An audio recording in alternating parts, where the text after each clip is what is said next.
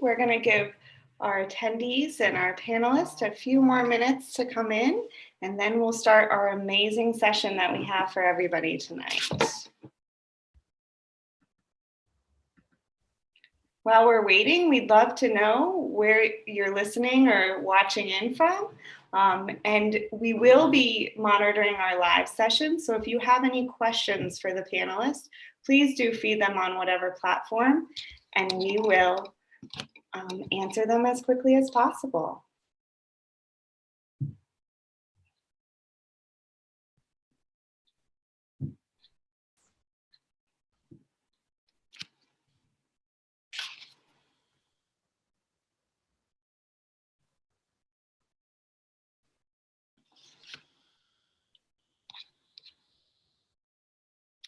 Okay, so thank you again for joining us. We have an amazing panel, a large panel, so it's going to be a very fun night. And hi, and we have a cameo from Xyla, who I'll take responsibility, dropped the ball a little bit on, sorry about that. So we're really excited. Tonight we are going to be introducing you to a large group of amazing women and really focusing on how to promote your child and your daughter in having confidence and passion within STEM as they mature and grow throughout their lives. So I'm going to turn it over to our wonderful MC, Kaylee, and we're going to get the ball rolling. Thank you, everybody. My name is Kaylee. I am the wife, manager, and co-adventurer of Mario the Maker Magician, who's the MC of Family Maker Camp. So you guys have seen me at a lot of the Maker Parent Happy Hours. And a little background about me. I am a mom of 2 kids. I have a 5-year-old and an 8-year-old. My daughter is the 8-year-old, so I am very invested in this topic personally. Although I personally am not a DIY STEM type person, I am way more behind the scenes, and I love documenting all of the processes that I see happening. So I might come from a different perspective than a lot of the lovely women here, but I am so excited to introduce you all to them, and I'm going to pass it on. So we're just going to go down the line and give them each a chance to introduce themselves briefly. So let's start with Kaylee from Reinvented. Welcome, Kaylee. Hi, everyone. So my name is Kaylee Looney. My Twitter bio reads rocket scientist by day, editor-in-chief by night. So I work full-time as a mission analyst at L3Harris Technologies and all of their satellite systems.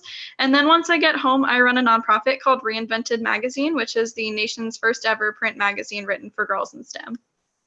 So awesome. And I love, Reinvented is a really amazing resource for all of you people out there. So you should definitely check it out after this as something that you can use as kind of a guide and through this whole world. So let's move on down because we have kind of a team here representing Reinvented. So I want to talk to the rest of the team before we get into the rest of our panel. So Daniela. Hi, everyone. My name is Daniela Markazi, and I am the Vice President of Reinvented Incorporated, which is a nonprofit that kind of encompasses Reinvented Magazine. I'm also a Chief Marketing Officer for Reinvented Magazine. And aside from Reinvented, I'm a PhD student at the University of Illinois at Urbana-Champaign. I study informatics, which is like a mix between computer science and data science. And I'm also a robotics engineer at John Deere. Awesome. Thank you so much. And let's move on to Emily. Hi, everyone. My name's Emily Miller. I'm a writing director at Reinvented Magazine, and I just finished up my 2nd year at the University of Florida studying biological engineering. Thank you so much. And then Alice, who I think is our final rep from Reinvented. Hi, I'm Alice, and I'm also a writing director for Reinvented, and I'm a high school senior, and next fall I'll be going to Yale as a computer science major. Congratulations. That is so cool. So now outside of Reinvented, we have a couple of others joining us today. So we have Esteffanie. Welcome. Hi. Yeah, so I studied computer science. I was a software engineer for a few years, and now I'm a YouTuber, content creator full-time. So cool. And I love you bring a really important perspective because I think you're going to answer a lot of questions about how to make this super accessible to people. So I'd love to ask you about that a little later. So let's move on to Anna. Hi, I'm Anna. I'm CEO and founder at EpicQueen. EpicQueen, it's a social startup that we create workshops, boot camps for girls in STEM and careers in programming for women. And we are based in Mexico. Actually, we are like the nonprofit that works for that in Mexico. So if you have any ideas or if you want to collaborate in Mexico, I'm here. That's awesome. Thank you so much, Anna. And then finally, we have Xyla joining us. Welcome, Xyla. I think you're muted. Let's see. There you go. Am I still muted? I can hear you now. Okay, I swear I can technology. I have a degree in mechatronics engineering from Case Western, and I, upon graduation, started running my nonprofit full-time called Beauty and the Bolt, and our mission is to lower the barrier to entry for women and girls in engineering and making, and that was like 50% through content creation and 50% through in-person programming, where our most popular program was called Princesses with Power Tools. We taught over 5,000 kids. More than half of them were girls how to use power tools for the first time. And I also just launched my own YouTube channel that is Xyla Fox Lynn last week. Congrats. That's so awesome. And no worries about the whole mute Zoom thing, dude. This like whole world is completely nuts for everybody right now. Even the most technologically advanced people are having crazy tech difficulties right now, which makes me feel good, honestly. But but anyway, I kind of, a couple of you, we have EpicQueen, Anna's organization that she founded. Xyla, you mentioned princesses in one of your programs. I wanted to touch on this because those are very ultra feminized words. And I think there's a lot of talk, and I'm the mother of a daughter. There's a lot of talk about trying to give our girls worth beyond their image and all of that. But I love that you guys are just unabashedly grasping onto those nomikers and kind of going with it. So where does femininity fit in with STEM, and how can we combine them seamlessly? Like, does it have to be something that you tone down, or can you be all out ultra femme and make it like rock? So let's start off. Anna, do you have something you want to say about that? Yes, I think it goes together. Like I always say that doing STEM and making STEM courses for girls, it is not also for them to be only engineers. Like STEM gives them confidence, gives them bravery. They make themselves more persistence. Yeah, I don't know if I say the word. Okay, and I think like what we are looking for is more girls that are brave, more girls that are confident, and I think that is part of our job. Like what we are doing here is like working for girls, but not also for STEM just by teaching STEM. It is also for giving them the tools that will lead them for a better future and for better careers. Awesome. Thank you. And then Xyla, I'm going to bounce it back to you just because you have the princesses and power tools thing. I love that. Let's talk about, was that intentional and how you worded that? Yeah, so one of Beauty and the Bolt's, well, our hashtag, our mantra is brilliant is beautiful. And the expansion of that is that femininity and engineering are not mutually exclusive. And I think that we as a STEM movement and also sort of as feminist movement, like are doing our girls a disservice by telling them and teaching them and subconsciously training them that like, yeah, it's 2020, you can be whoever you want to be. You can, be the first person on Mars. You can like do anything in these male dominated professions, just cut off all your hair, be a tomboy and like fit in. And that's sort of what I think the media has portrayed. And part of my mission is to try and change that and say like, hey, if you want to wear a tutu and be a princess, like, go right ahead. It's not going to make you worse at math or worse at science. And I think we really, really need to teach our girls that. Amen. Femininity is often, I find, a tool used against women in professional settings, and that needs to change. 100%. I love that. And I'd love to bounce this also off of Kaylee, because as the founder of a magazine, you are, representing women on the pages. And how does this topic fit in with what you guys are doing? I think it fits in with everything that we're doing. When we pick women to feature in our magazines, we make sure that when we interview them, we're not just focusing on what their STEM career looks like. If you look at the cover of our 3rd issue, it's not a picture of the stereotypical programmer at her computer. It's a picture of an amazingly empowering woman with her 5 golden retrievers, because there's so much more to her and who she is than just the fact that she's a computer science professor at the University of Maryland. We've also featured Miss America, who obviously is not the stereotypical picture STEM or person in STEM looks like, but there she is, kicking butt, taking names, And so we definitely do our best to make sure we highlight every aspect of a person, whether it's the fact that they love getting dressed up. We've had someone who's like a professional boxer, someone who's a professional ballerina who's also has her PhD in quantum physics. So it's so important to make sure that you get that picture, that you are more than just, cutting your hair off and, being a tomboy. That's not what STEM looks like for girls. That's not realistic. And it's important to make sure girls know that. That's awesome. And I love, there are so many ways to be a woman.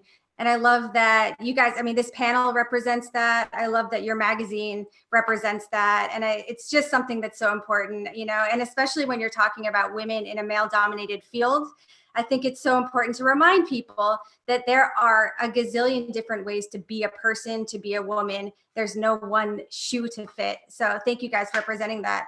And, Esteffanie, I also wanted to check in with you about this because, you do the YouTube thing full time. I love that. It's something that so many people aspire to be able to do. And I know part of that is cultivating the image that's going to attract people to your page, like the style, everything about it.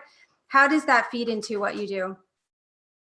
Totally. So yes, I started the YouTube channel for myself, but then noticed that it was bigger than me. And I try to stay as true to myself as possible because I am, maybe I'm not a professional ballerina, but I'm a wannabe punk rocker, right? And so I can show that you can like whatever you want and still be a STEMmer or a computer scientist or whatever. You can be into the arts and also be really good at logical problems. In fact, you need both to be a good problem solver. But so just real quick, when I was growing up, I noticed that we were divided into you're either good at math and you're good at writing or something like that. And it still happens. You graduate with a bachelor's of art, bachelor's of science. And those two things are not mutually exclusive. And so with me, it's like I try to be as creative as possible with my projects, but still be very tech oriented.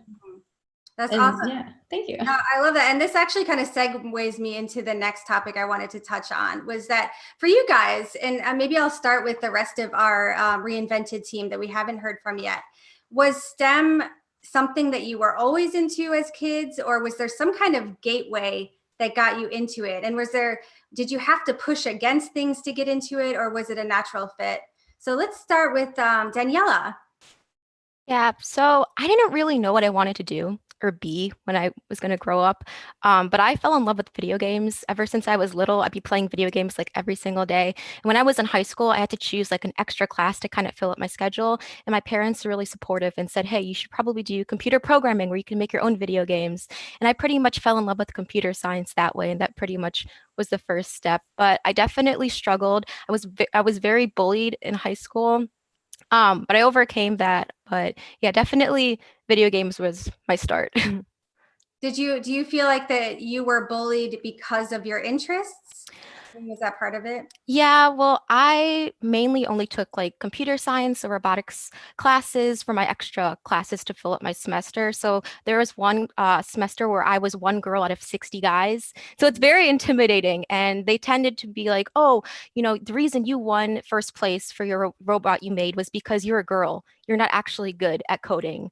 And so they'd kind of put me down in that way. I was also the only female member in my robotics team for 2 years. And so again, again, I kind of faced my teammates being like, oh, the only reason that you're good or the only reason people like you is because you're a girl. You're not actually good at engineering, which wasn't the case, obviously, but Right. yeah.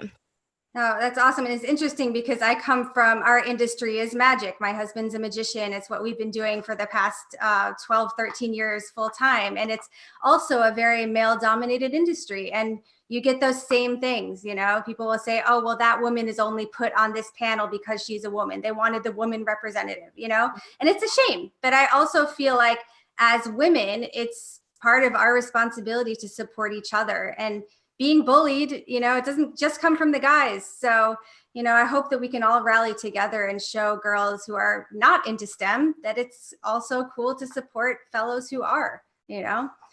So let's move on to Emily. I'd love to hear about what was your gateway into this? Was it something you were always into? Yeah, so I've been into STEM as long as I can remember, really. My mom was really big into like getting women into STEM, and I'm the oldest child, so she was very, very big on getting me into that as early as possible. Things that I remember being really influential were like, we lived in Boston, so we went to the Museum of Science all the time, and I thought everything in there was so, so cool. And she always encouraged me and said, like, you can do whatever you want to do. So that was something I was always really into. Problems I faced where I was not the biggest fan of math. And I was worried about going into engineering because I was like, oh no, like I'm only going to have to do calculations all the time. But taking engineering electives in high school and joining clubs and stuff related to engineering showed me that like there's a whole range of things that I wouldn't be constrained to just like building bridges. So yeah, all of those experiences really culminated into me being the engineer I am today. So I couldn't be happier. That's awesome. I mean, do you feel like if your mom hadn't been introducing you to this stuff or kind of gently guiding you in that direction, do you feel like you would have ended up in the same place? Definitely not. No, yeah, I've always been much more inclined to like history and English. Like I've always been like a science and writing person, which is kind of a weird combo. So yeah, I probably wouldn't be an engineer today. That's amazing. I mean, it's amazing just when we allow ourselves to introduce our girls to just a wide variety of things and encourage them to try things that maybe they're not initially inclined towards, like that can be really powerful. So thank you so much. And then Alice, I'd love to check in with you, our high school senior. Well, for me, I actually was more of a humanities person growing up. Like when I got into high school, I thought I'd really be into like English and history and that kind of stuff. And I was like so like bad at science actually. I was like really bad at chemistry and labs and stuff, and people would like make fun of me because I was just like horrible with like hands-on things. So I didn't really expect myself to like engineering or science, but like Daniela, I ended up taking like an intro to computer science class my freshman year, and like building a website with HTML and making my own programs really like it made me realize that I loved computer science, even if I didn't necessarily love like science or math. And that's kind of the reason why I'm pursuing STEM today. That's awesome.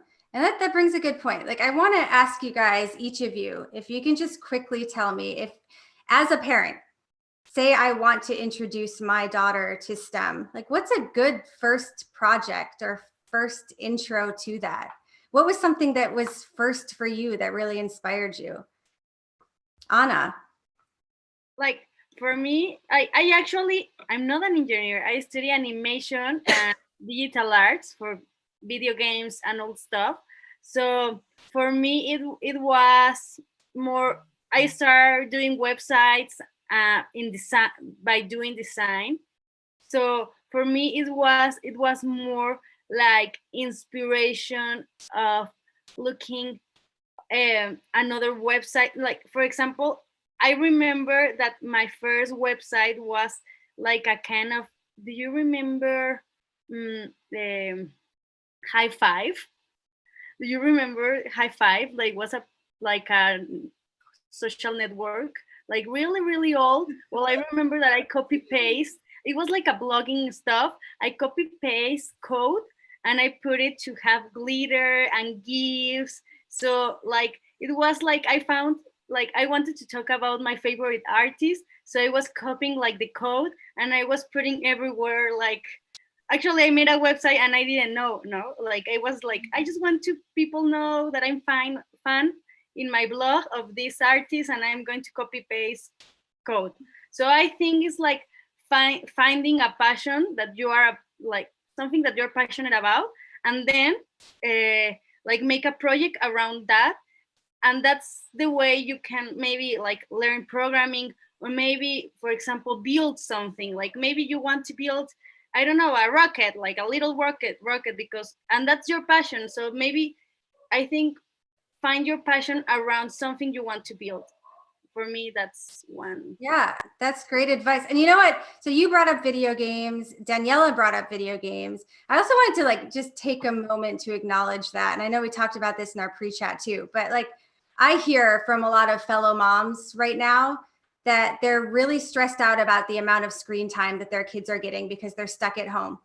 And they're worried about the amount of video game playing. They're worried about that stuff. And I, as a parent, completely understand the need to limit, the need to try to encourage outdoor time, all of that, and diversity in activities. But it's just worth repeating that. I know, Daniela, I don't know if you said it right now, but I know in our pre-chat you had mentioned that video games, that was your segue into this whole world and your career. You know, without that, you wouldn't be where you are. So just as a side note to parents that, you know, maybe it's not so bad.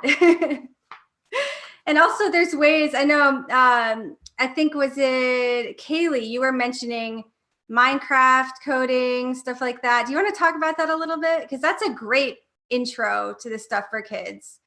Yeah, so I actually was teaching a Minecraft coding course to some homeschool students at one of the Microsoft stores near me a month or so ago. And like my first question to all of the kids was, what do you want to be when you grow up? 90% of them said, I want to be a professional gamer. And I was like, okay, well, that's great. You definitely can do that. But have you ever thought of making your own video games? And they were like, what? I can do that? I was like, yeah, you totally can. And we taught the class on how they can do that through Minecraft coding, which I think is all through code.org. And they had a total blast. And by the end of it, so many of them were so into like making their own like games and like all this Minecraft coding stuff that they were so excited to go home and keep doing that, and to also play the game and like understand what was going on behind it now that they had some of that info. And so it was so exciting to see them, you know, completely open their eyes to this whole new world of STEM that they didn't even know was right there in front of them all the time, whether it's on their phones, computers, you know, Xbox, whatever. So yes, I think that there should be some limits on screen time for sure. However, I think that by introducing your kids to all these different outlets and, you know, showing them that STEM is everywhere, you know, whatever you're interested in, there's something like STEM related behind it, like that gives a whole new meaning to a lot of the stuff that they're watching on their screens. Totally. And there's Scratch too, which is like, you know, for my kids who are younger, it's very easy to get started with animations or creating little games. And they're like, their minds were blown when we showed them that. They're like, what? Like it makes it really accessible. And so that's kind of like, how can we make this more accessible for people? I'd love to hear, Esteffanie, what you have to say about that.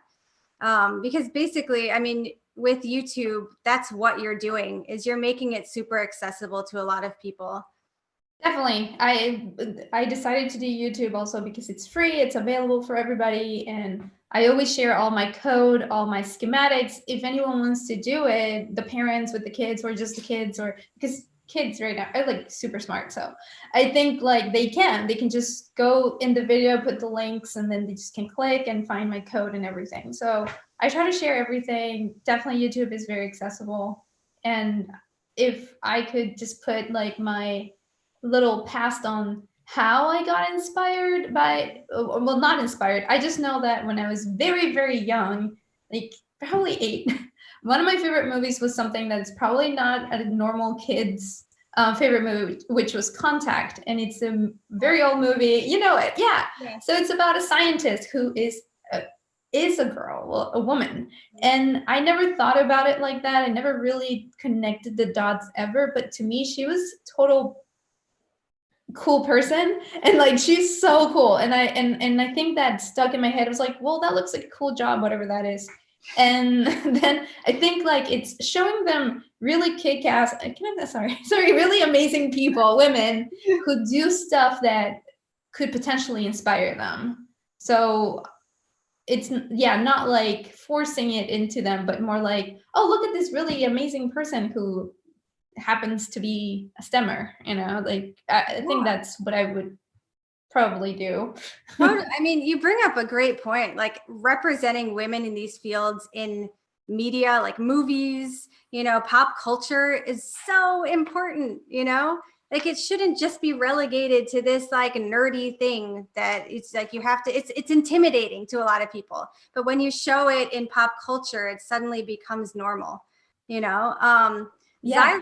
Xyla, I'd love to hear your thoughts about this too. Accessibility, you know, introducing girls, good intros, stuff like that.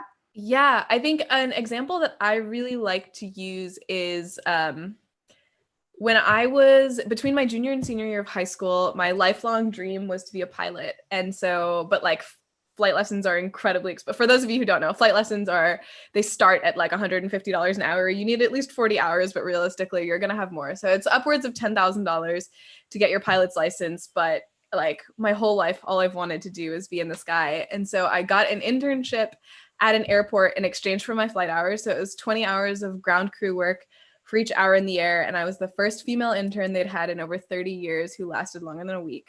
Wow. Because aviation is like one of the most toxic industries. Kaylee is nodding because you're sort of less than 6% of licensed pilots are women, less than 3% of commercial pilots are women, less than 1% of flight mechanics are women. So like you have these insane numbers that honestly even put STEM to shame. And I would show up to fuel these like older men mostly, and they'd be like, no effing way some chick is touching my plane, like send someone else, I don't want to deal with it. And it was my first like completely face-to-face experience with just like discrimination on a daily basis, and it was so in your face and so demeaning. But like two things. One, it saved my engineering career because suddenly I realized that like all of the things that I was facing on my robotics team as like the only woman I was like, oh, it's just gender discrimination. Like I'm not actually worse at this. But the second thing is that my best friend got me really addicted to the TV show Bones that summer. And anyone who's like seen that show knows where this is going. So basically like I would like be driving home from work crying because I had no idea how to handle it. And then I would go home and like watch Temperance Brennan just kick butt and take names and be completely unapologetic for who she was.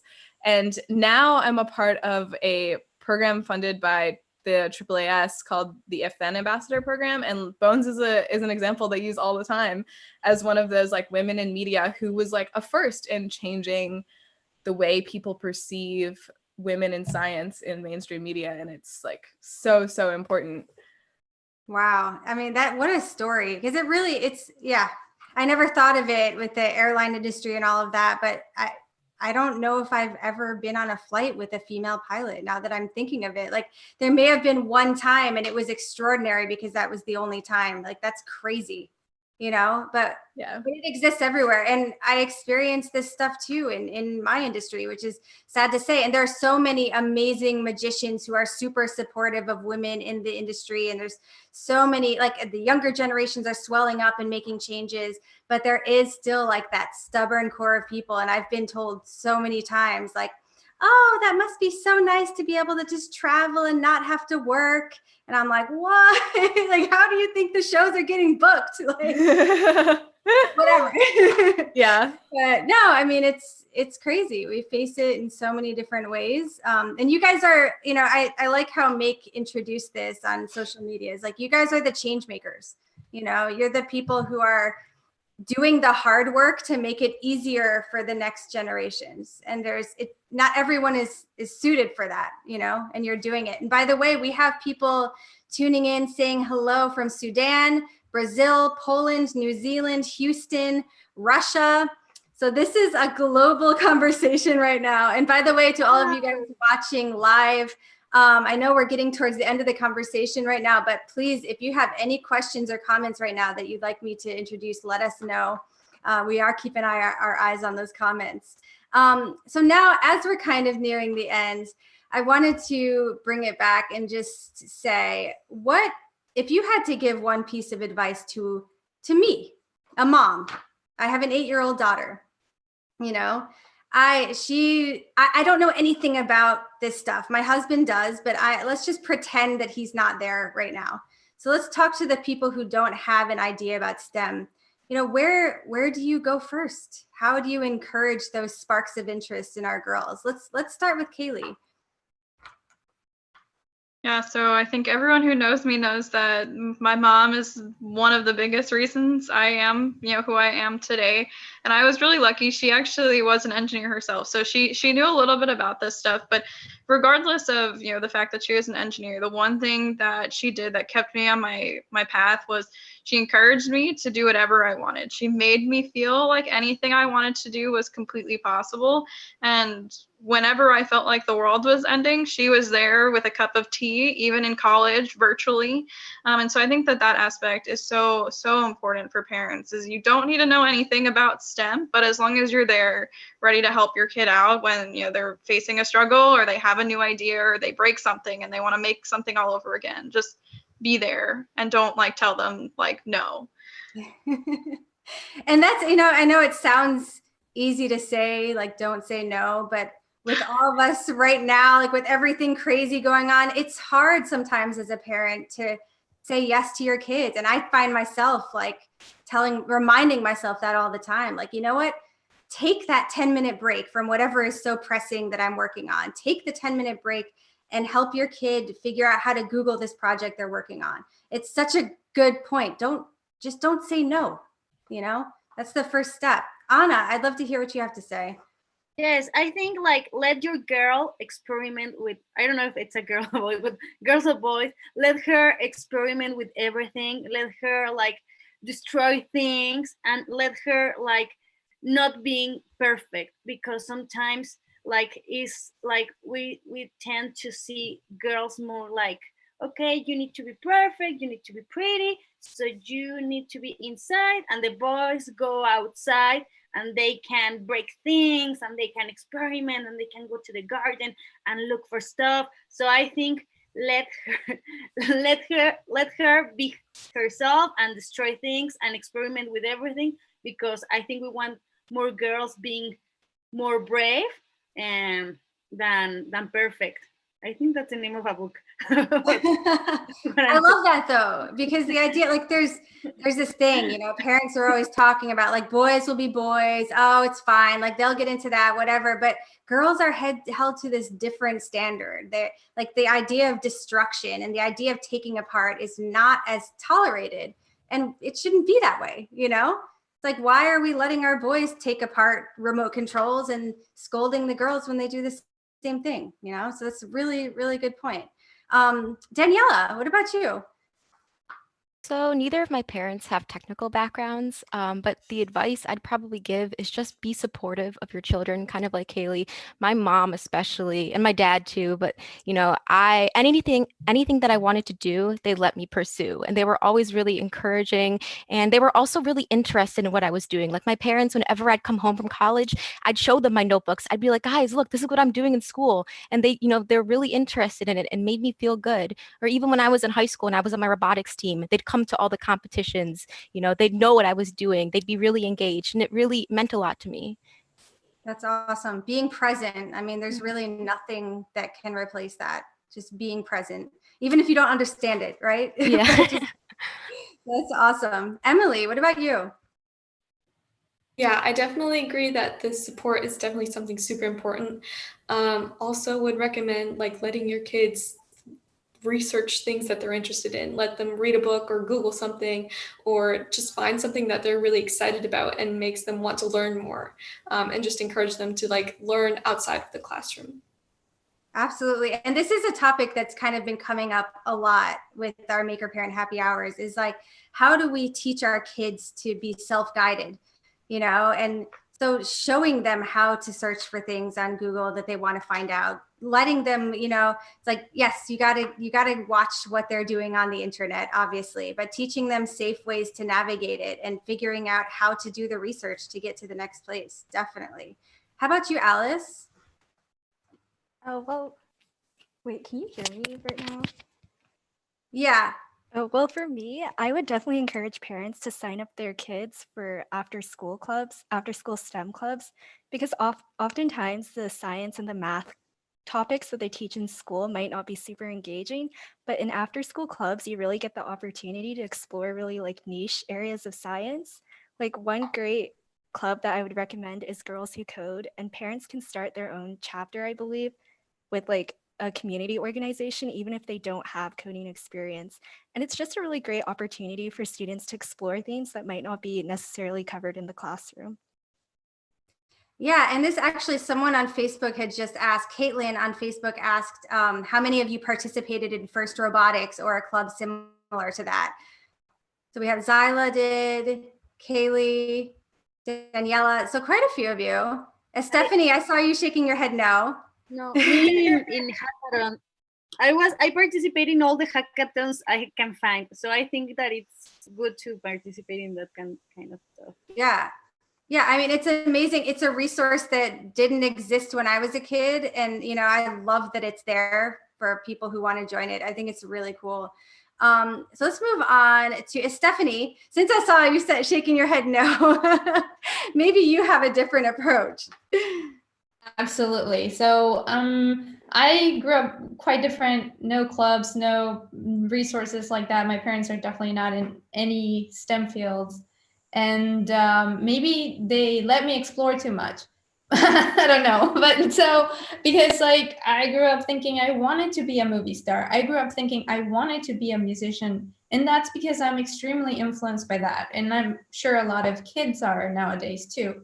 So I think I don't have really an advice on how to get your kids into STEM. My reasoning was like, it happened much later in my life. But I think that definitely not forcing it. My sister has 3 kids.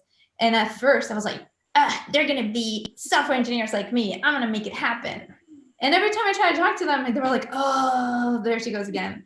So instead, I changed it to like, oh, you guys are doing that? Oh, I'm going to do something much cooler. I'm just going to do this like little program real quick. And now they're like, wait, what are you doing? So I try to get their interest by like not making it a thing. Oh my God. I mean, you're so spot on.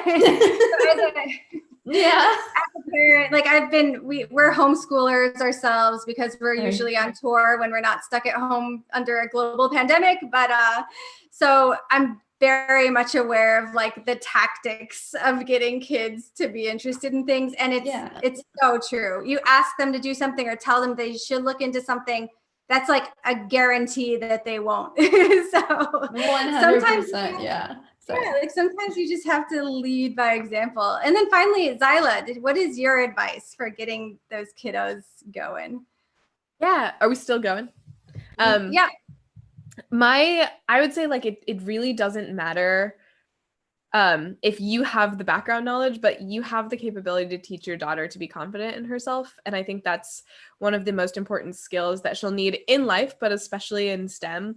Like she needs to know how to not question herself, know that she's right when she is right, and sort of like mitigate imposter syndrome early on by, you know, promoting her own confidence in herself. And a parent, I think, has the most influence over that decision. Amen. And what an amazing place to end with. And Jillian, I'm going to pass it back to you. We started with you. Let's bring it back to you. Thank you all for joining us. I have to, being a parent who works for Make and has for a long time, I did pump my oldest child with every cool thing I could find at Maker Faire.